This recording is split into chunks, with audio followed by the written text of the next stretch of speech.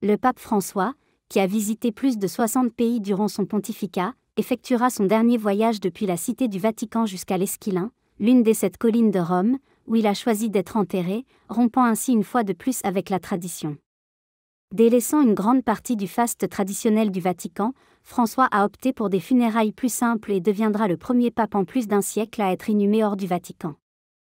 Il a choisi comme lieu de repos final la basilique Sainte-Marie Majeure, Santa Maria Maggiore, l'une des 4 basiliques majeures de la chrétienté, un site qui lui est cher en raison de sa profonde dévotion à Marie, Mère de Dieu.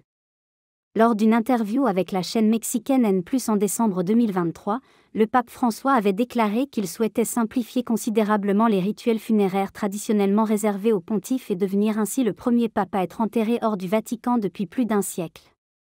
Cette basilique abrite une icône byzantine vénérée de la Vierge Marie, Salus Populi Romani, le salut du peuple romain, devant laquelle Jorge Mario Bergoglio a prié avant et après chacun de ses voyages à l'étranger.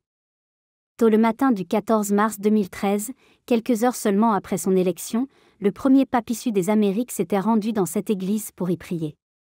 Le plafond recouvert de feuilles d'or serait, selon la tradition, décoré avec de l'or rapporté du Nouveau Monde par Christophe Colomb.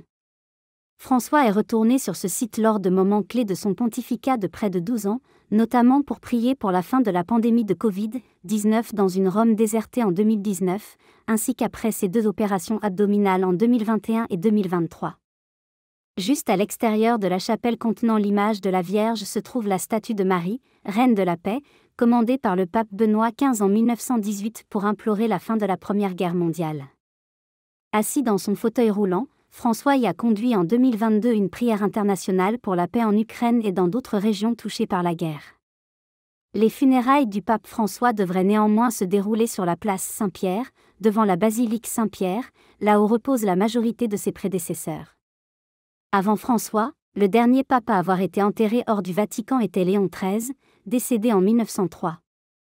La basilique Sainte-Marie Majeure abrite les sépultures de 7 papes et de plusieurs figures religieuses, dont le cardinal Bernard Law, ancien archevêque de Boston, tristement célèbre pour son rôle dans la dissimulation d'abus sexuels commis par des prêtres. Cette église domine la ville éternelle depuis 16 siècles. Chaque année, le 5 août, les Romains se rassemblent dans le quartier de l'Esquilin, devenu aujourd'hui l'un des plus multiethniques de Rome, pour célébrer le miracle de la Madonna della Neve, la Vierge des Neiges.